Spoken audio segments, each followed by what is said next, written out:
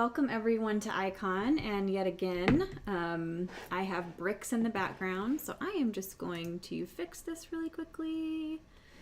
Let's see.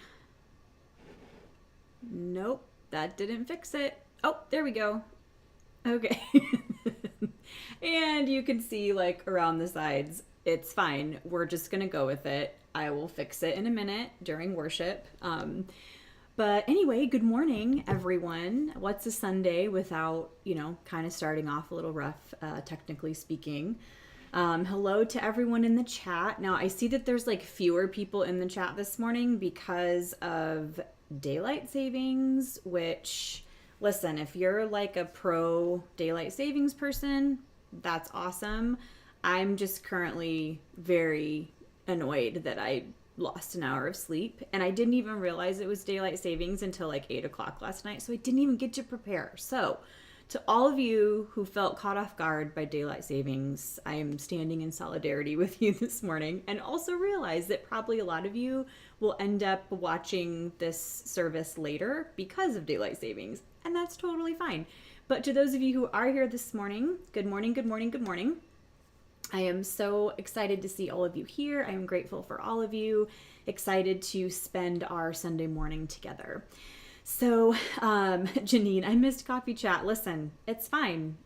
Again, here's what we get to do today is like anything we forget, anything that we're late for, like all day, we just get to blame daylight savings, okay? Let's just kind of make a pact together that everything today that goes wrong is daylight savings fault. I think that is a really good plan. So Janine, it's fine. It's daylight savings fault that you missed coffee chat.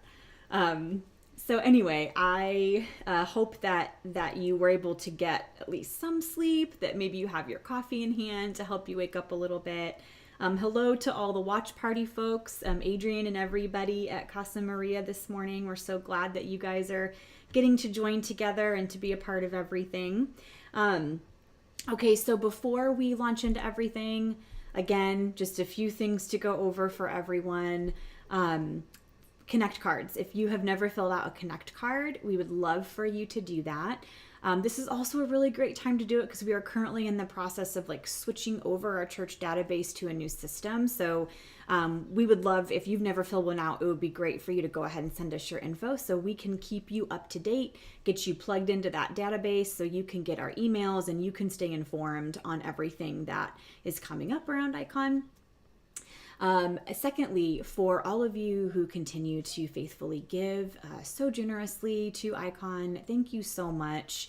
We're all in this together, and the way that we continue as a church is by us coming together and sharing our resources and giving what we're able. And so I'm just really grateful for everyone's generosity. And if you would like to give this morning, you can click on the give button in the chat.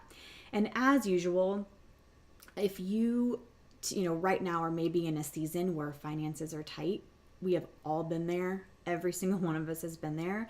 And maybe there's a bill that you're having a hard time paying, or you could just use a little bit of an extra boost.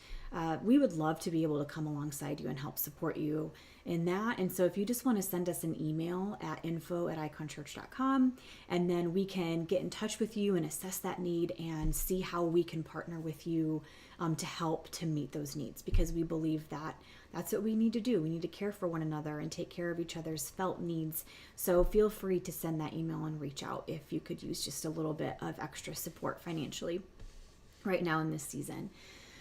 Okay, so here in a second, we're going to move into a time of worship with Arlene, and then we will go into today's message, which I'm excited about today. I had something kind of stirring in my heart for a little bit, and so I'm happy to be able to share that with you today, and excited for us to be able to grow together and learn together and move forward in this life and in our walk with Jesus together. So let's go ahead and in whatever way feels comfortable for you. I also want to say this too, like I know I've had conversations with some of you who maybe have been dealing with some past hurt that you're dealing with from churches in your past, or that have been going through some major faith shifts. And maybe for you right now, Maybe worship music is something that's harder for you to connect to than it used to be. Maybe it brings up just some hard emotions. And I want you to know that, like, not that you need my permission, but I just want you to know, to remind you that it's okay to, like, turn off the sound, or to turn it off and then come back when the message starts. That is okay. And then for those of us who find meaning in worship music and can use this as a time to kind of recenter and to focus our attention on God and kind of allow the Spirit to use that time to speak to us, then I want to invite all of you to do so and to join in whatever way feels comfortable for you, whether that's singing out loud or just kind of sitting quietly and taking it all in. Just whatever you need in this moment. I want you to be able to find that. So we're going to go ahead and go into a brief time of worship, and then we'll come back for today's message. So let's go ahead and worship together.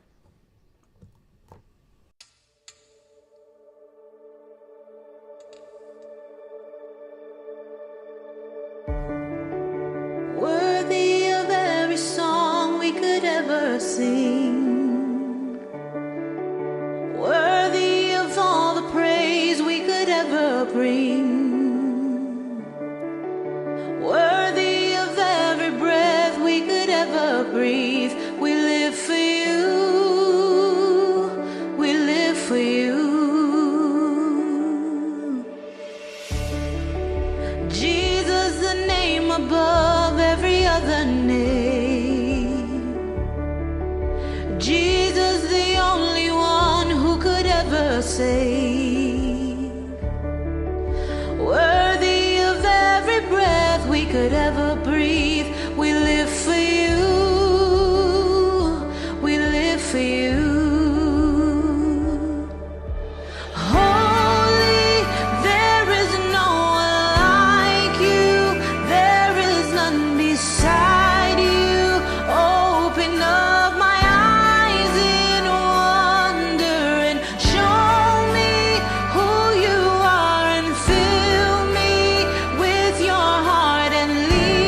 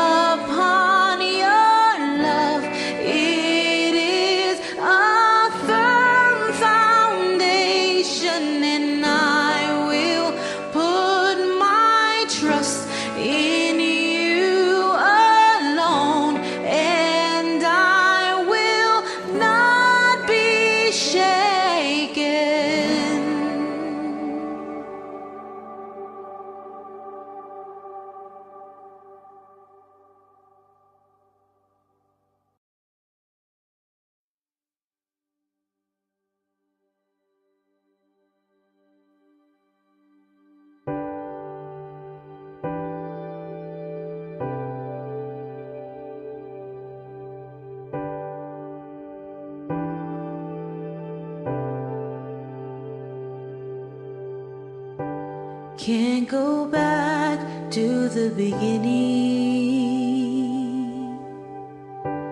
Can't control what tomorrow will bring. But I know here in the middle is the place where you promised to be.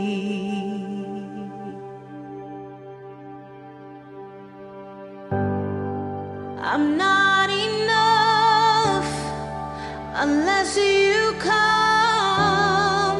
Will you meet me here again? 'Cause all I want is all you are. Will you meet me here again?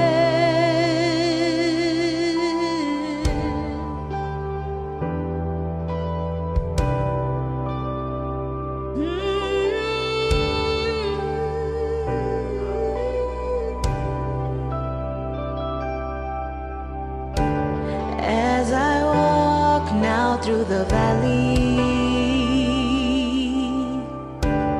let your love rise above every fear, like the sun shaping the shadow. In my weakness, your glory appears.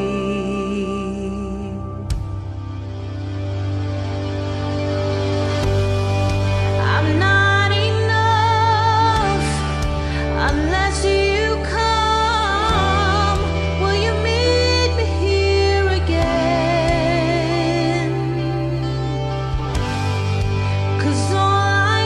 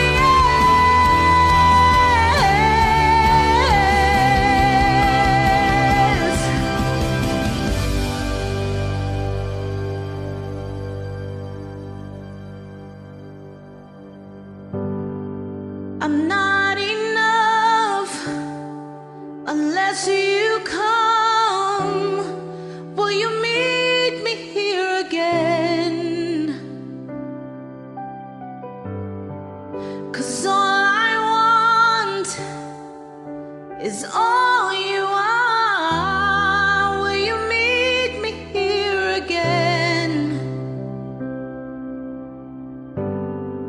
I'm not enough unless you come. Will you meet me here again?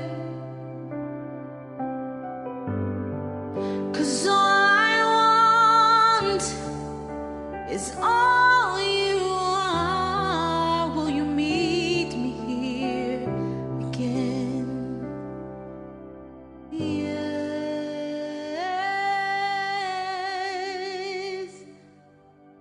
Meet me here again. Yes, yes.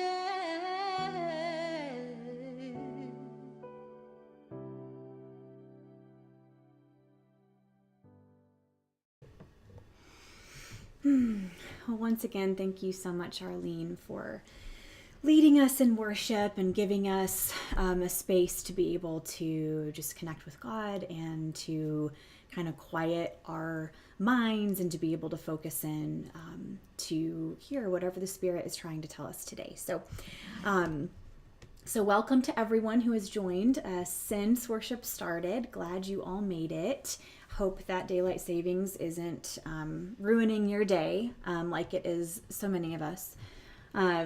But for today, there has been something that I've been kind of thinking about for the past couple of weeks, and I think even more so, even through several conversations that I've had with a lot of you, the things that we are collectively witnessing happening around us.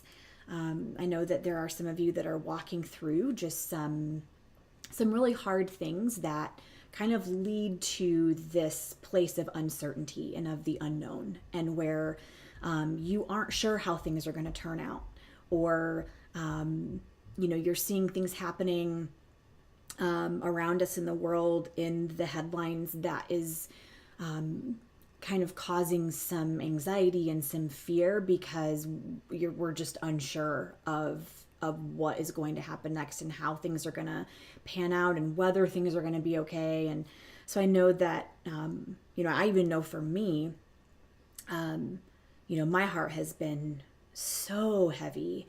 And I know that I've mentioned this, mentioned it last week. I've been posting about it on social media, but my heart has been so heavy as we continue to see more and more states passing bills that, further marginalize and harm LGBTQ folks. That has made me feel afraid. It's made me feel uncertain, not just for queer folks as a whole, although that is part of it, but also on a personal level as a parent of a gay daughter. That's really scary when I continue to see different parts of the country continuing to become less and less safe and loving and just for people like her. It feels heavy. And I know that a lot of you watching who are parents of LGBTQ kids, that is a very heavy weight to carry.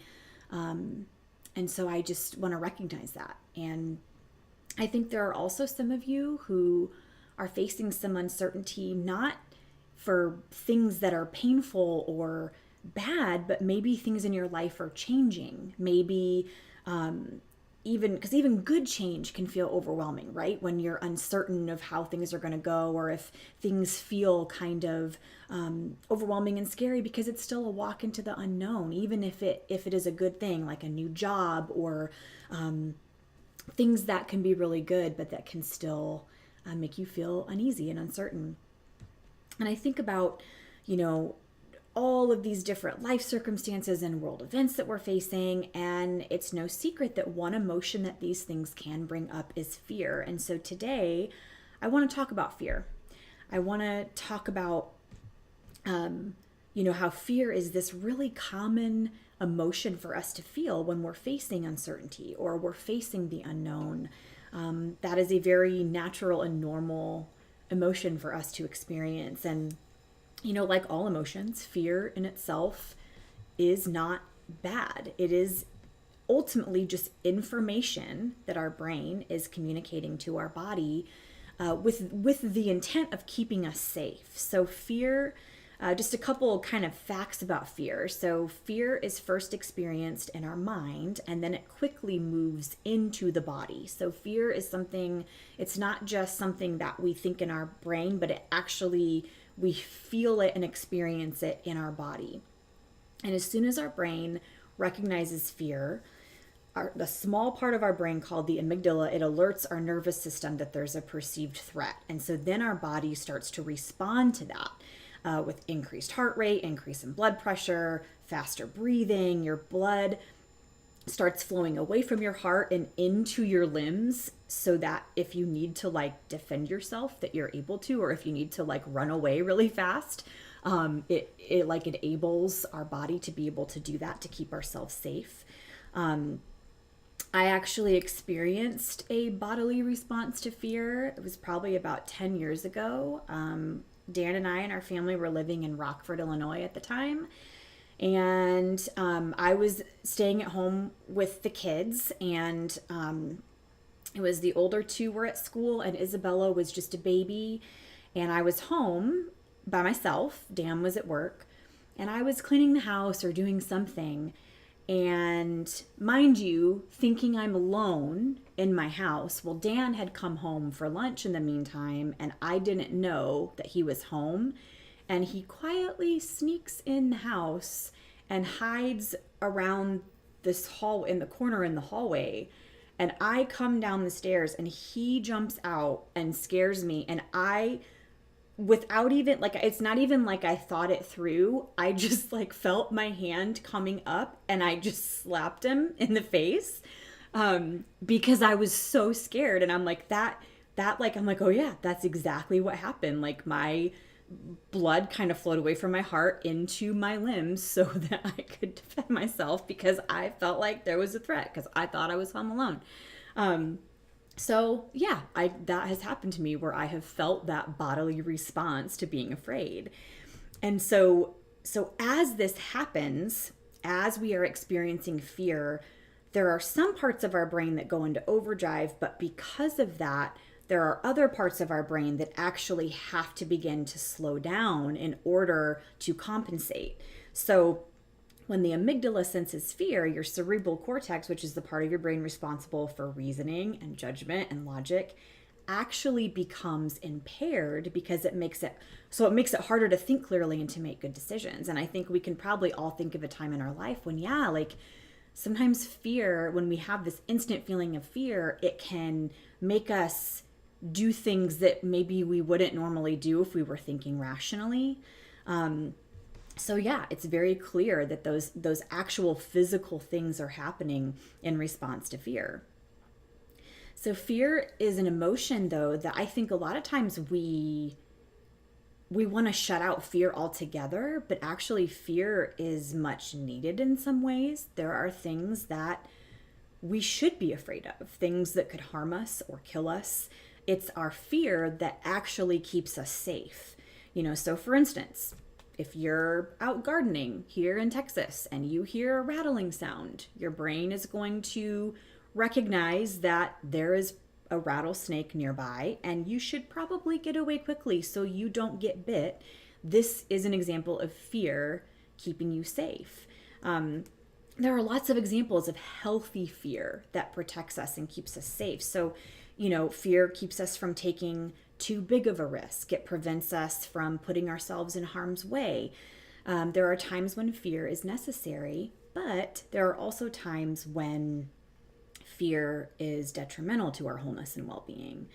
Fear can lead us to put up walls around ourselves and prevent us from healthy and life-giving relationships. Fear can make us perceive people who are different from us or who we don't understand as threats and can lead to othering and discrimination and marginalization. Fear can be debilitating and it can hold us back from taking healthy risks and from living abundantly. Fear can be used by those in positions of power to control and manipulate people into maintaining the status quo so they don't lose their power. Fear can be irrational and it can lead us to making decisions that actually hurt ourselves or others. And as I look out into our world, there is so much to fear, and rightfully so. There are a lot of things that when I look at them, I think, well, of course that's going to instill fear within people's hearts. I mean, there's war, there's racism, there's police brutality, there's homophobia and transphobia, there's climate change, there's voter suppression and gun violence, and there's financial fears as the past, 2 years of a pandemic has wreaked havoc on businesses and families. And on top of all of the crises that we see happening in the world at large, we're also dealing with uncertainty and fear in our own little worlds. There's job loss, there's marriage problems, family tensions, kids making unwise decisions. There's the fear of failure. There's the fear that things you've worked so hard for may not turn out how you dreamed that they would. There's a fear that this wilderness that you're in right now, that you're just destined to wander it forever and ever and ever. There's a lot of things around us, both in the world at large and in our own personal lives, that are a cause for fear. I think we can also experience fear, like we talked about a little bit ago, when there's positive changes on the horizon. There's the fear of starting a new job. Even though it's a good thing, it's still new and it's different and you're unsure of how things are going to go. There's a fear of leaving home for the first time or charting some kind of new territory. There's a fear of becoming a first-time parent, or a fear of starting that business, or finally starting therapy, or finally speaking up about that thing that's in your heart, but you're afraid of what people are going to think about you if you actually speak up. See, at one time or another, I think we have all experienced these feelings of fear, and we don't really have any say in it. We can't change that. Fear is an emotion that we can't really control how much we feel. If something makes us feel fear, we don't have a whole lot of control in that. Fear is normal, and it's just part of the human experience. Reasons to fear are all around us, and no amount of numbing out or trying to run away from it is going to change that. It just simply is. However, just because we can't escape the things that bring fear into our minds and hearts doesn't mean we have to be controlled and dominated by it. We can't magically make fear disappear, but we can put it in its rightful place so that our lives aren't dictated by it. I mean, have you ever known someone who just seems to be afraid all the time? Maybe some of you are like, yeah, me. So maybe you're the kind of person that you constantly are battling fear. You feel afraid a lot of the time. Maybe there's someone like that. And I think when you're close to someone who is that way, or when you feel really fearful all the time, then you know that it can be an exhausting place to be. It just saps the energy right out of you and makes it so difficult for you to put one foot in front of the other and to live your life. Even from a physical standpoint, when we talk about how the brain activates and how the nervous system activates whenever we sense fear or feel fear, that can do a number on your physical body, and it's exhausting. Living in fear isn't good for our personal well-being, and it can negatively affect our relationships. And so knowing this, we can conclude that living in fear is not what's best for us. It doesn't lead us toward shalom. It doesn't make room for abundant living. And I truly believe that there is a better way. I believe that there's more than that. There's more than just being bound by fear and living in fear. There's more to life than this, and we can choose to put fear in its proper place. And like drawing from the wisdom of the scriptures, we can experience fear without adopting a spirit of fear. So knowing that, how do we do that? How can we move forward and experience fear without adopting a spirit of fear? Well, the scriptures actually have a lot to say about fear. Time and time again, from the Hebrew Bible or the Old Testament through the New Testament, we will find over and over again some iteration of God or an angel or the Spirit or Jesus communicating the words, "Do not be afraid." And to be real honest with you, whenever I look at stories in scripture where someone is told, "Do not be afraid," sometimes that phrase, "do not be afraid," can feel kind of dismissive, right? It's like when someone So has anyone ever told you like not to feel a certain way that you're feeling? It's like, don't be mad, don't be scared, don't be sad or whatever, as if we can, it's like, okay, as if we could just like magically make ourselves stop feeling that. And I think sometimes when I would read that in the scripture, I'm like, well, do you not see, like, God, do you not see what's happening around this person? And you're telling them not to be afraid? Like, there's this terrible thing happening, or someone's about to like go to war, or I don't know, a teenage girl is visited by an angel and is told she's going to get pregnant with the Messiah, but it's cool. Don't be afraid. Like, what? Like to me, a lot of these situations, like, well, of course you would feel fear. Of course you're going to be afraid when faced with something like this. God's like, when we look at Moses and God's like, okay, Moses, you're about to go face off with a really powerful man and you're supposed to get him to set all the enslaved people free, but no big deal. Don't be scared. Okay. And it's like, what? Like, of course we are going to feel these things. And I think sometimes these charges to do not be afraid can feel a bit dismissive to me when I am not looking at the entirety of the context of what God is saying in these passages. It's like, yes, God instructs people to not be afraid over and over again, but it's important to note that most often it's accompanied by the phrase, because I am with you. Do not be afraid, do not fear, because I am with you. So in Exodus 3, when Moses was receiving God's call to deliver the Israelites from oppression and slavery, he was afraid, and God said, I will be with you. In Joshua 1, after the death of Moses, when God is telling Joshua that he's now going to lead the people of Israel into the land that God promised, he tells Joshua, be strong and courageous. Do not be afraid, for the Lord your God will be with you wherever you go. In the Psalms, we see David reminding himself in his darkest hours that God is with him when he's afraid. In the Gospels, we see Jesus telling people time and time again to not be afraid and reassuring them that he will be with them always. So when I read these stories and I see God telling people to not be afraid, I don't think God is being dismissive or chastising them for experiencing fear. To me, it seems as if God is actually seeing these people and meeting them exactly as they are. God is acknowledging that what is happening is in fact terrifying and unknown. I think that this is God affirming how they're feeling in that moment and at the same time giving them the gift of presence. You know how, you probably heard this phrase before, how you can't heal from something that you don't admit is there. Like, we can't be set free from something if we don't even admit that we're bound in the first place. Well, we can't move forward through fear unless we recognize it for what it is. And then we can choose to allow God's presence, God's spirit, to be the thing that leads us instead of the fear. I think we can both feel and name fear for what it is, and then because of God's nearness, we can let that be the source that we draw from. And we can be led from that place of fear by the Spirit of God and by God's presence. So what does that look like? So when I was kind of thinking through of like, okay, how can we do that? How can we follow? Because when you say like following the Spirit, sometimes that can feel so ethereal and so, it's like, well, what does that mean? What does that even look like?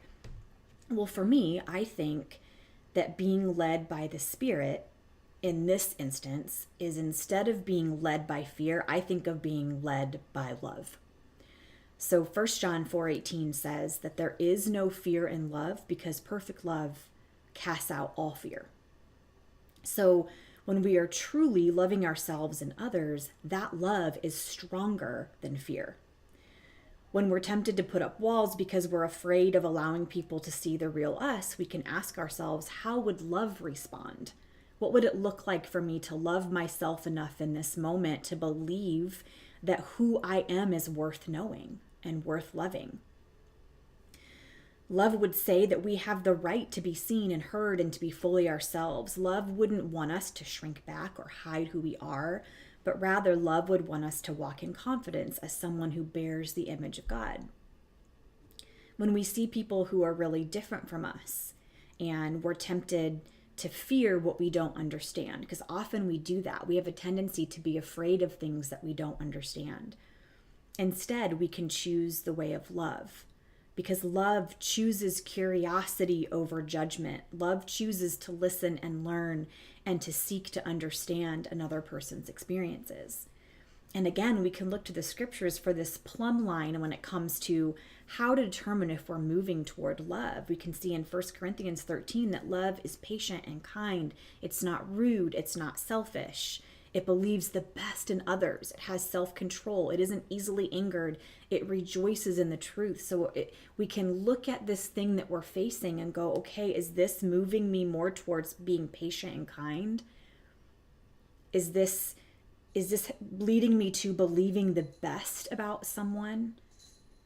Am I using self-control? Am I rejoicing in the truth? If those things are present, then we can say, yeah, then that's moving towards love. Something else I think that's important in this process is we have to learn to recognize the narratives around us that we're listening to that perpetuate fear. We have to be aware of that. When you're hearing narratives from, people in positions of power or in the media even, that paint people with a broad brush, or that make you fearful of marginalized groups of people, we need to deeply interrogate that narrative that we're listening to. When there is a narrative in your own head that you have this kind of inward conversation with yourself that leads you to be more closed off, that makes you want to cling to certainty, that makes you want to control those around you, there's a good chance that those narratives are birthed out of fear rather than out of love. Because the fear will always lead us to want to control others. It will lead us to make false assumptions. It will lead us to put up walls and to shut people out. Fear will make us see people who are different as a threat. It will make us dehumanize people, thus dehumanizing ourselves. Fear will lead you to not trust yourself and to believe that you aren't capable of the things that you dream of doing.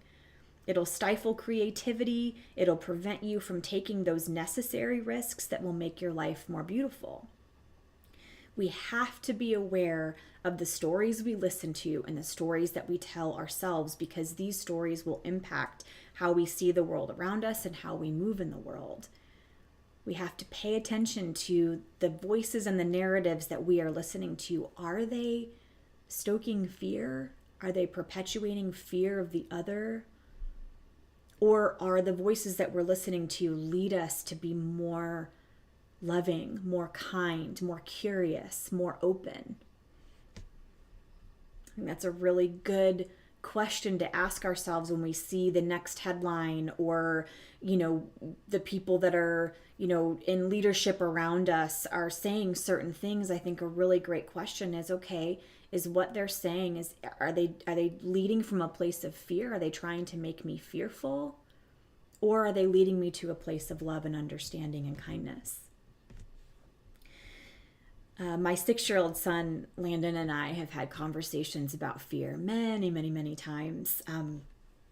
And typically it's at bedtime because he, is at that age where sometimes being in bed in the dark can kind of trigger some scary thoughts in his head.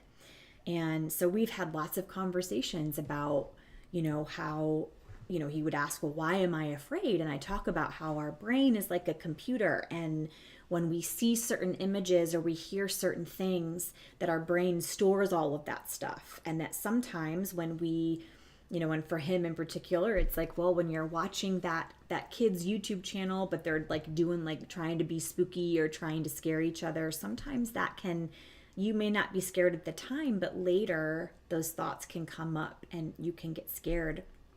And what I always tell him, and he's like, well, Mom, how do I get the scary thoughts out of my brain? And I always tell him, I'm like, well, sometimes we can't really get the scary thoughts out, but what we can know is we can know in those moments that love is stronger than fear. And so we'll take a minute and we'll pray that even though he feels afraid, even though there might be some scary thoughts in his brain, that he can know that God is love, that God is with him, and that love is stronger than fear, and that love can keep him safe, that love can make him feel safe. And so I think that's like a good lesson for all of us, that the voices that we listen to impacts the way our brain thinks, it impacts the way that we see things around us. And when the primary voice that either we're listening to or the one that we have playing in our own mind is one that is led by fear, it will always lead us to a life that is less loving, less humble, less generous, less free. I think that being led by fear will never lead us to liberation. It will never lead us to shalom. Fear can give us this like false sense of safety. Sometimes when we're afraid and we kind of shut people out, it can give us this kind of false sense of safety. But in reality, fear is keeping us bound, and it's keeping us in danger of missing out on this abundant life that Jesus talked about, that we believe that Jesus came for us to have. And so I think today, as I'm about to wrap up, I would love to hear if anybody does have anything that you want to add in the comments. Maybe there's like some things that you're fearful of at the moment.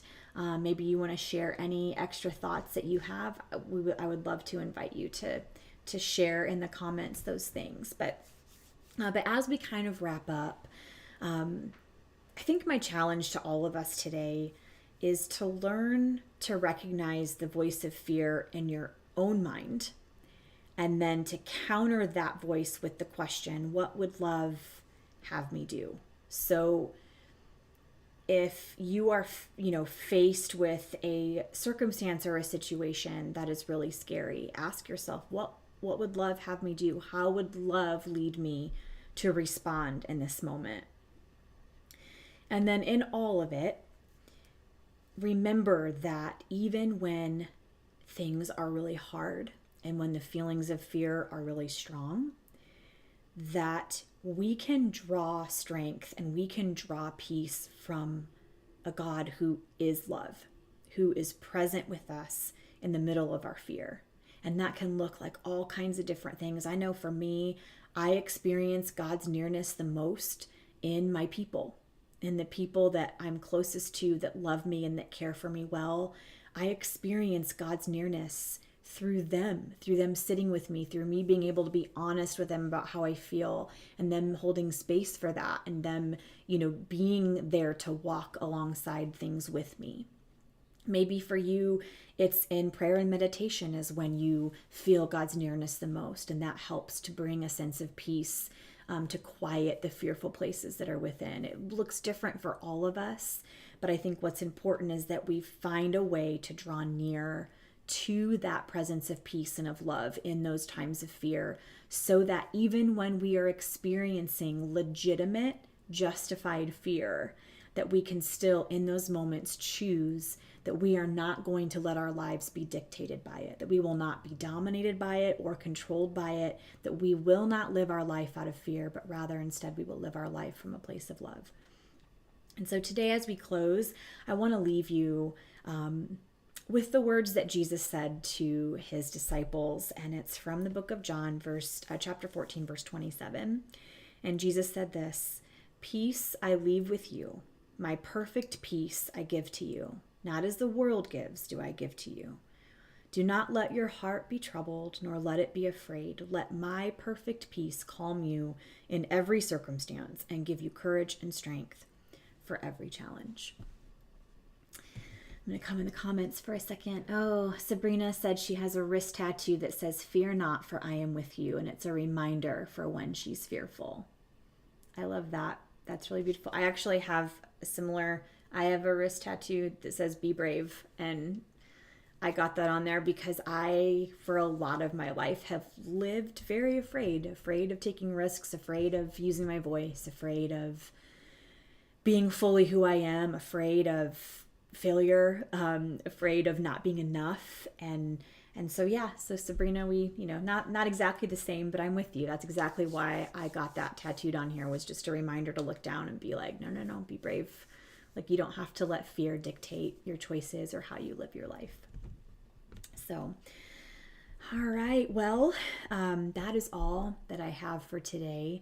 I hope that you were able to be encouraged by it, that you were able to maybe have something to take with you into your week, as we continue to face all the circumstances that are around us, because obviously even choosing to be led by love does not make all of the scary things around us go away. It just gives us something more life-giving to hold on to in the middle of it. And also, man, if you are dealing with something right now and you really feel a lot of fear and you're struggling as you're walking into some uncertain things, reach out to someone who you trust, someone who can listen and can help carry that load with you. We are not meant to do this alone. And so even if that means if you need to send an email into the church, I would be happy to meet with you, to pray with you, whatever I can do to come alongside you to help you as you walk through some uncertain times. But I just want to let you all know that I love you so much. Let's go ahead and pray really quick, and then we'll wrap up for today.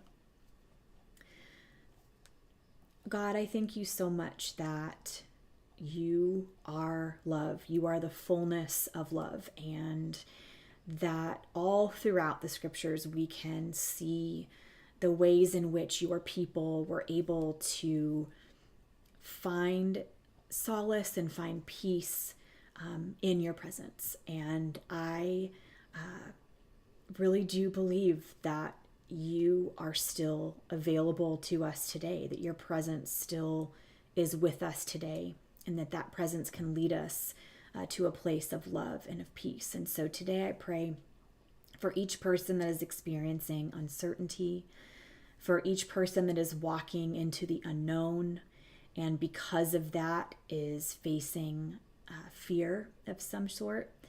I pray that your love, your perfect love, would come into their life and prove itself to be stronger than the fear, that you would help each person who is dealing with different difficulties and uncertain situations to be able to, at the very least, grab a hold of your presence and know that they are not alone and that they don't have to allow their lives to be dictated by fear. God, we thank you so much for your constant loving presence. In your name I pray. Amen.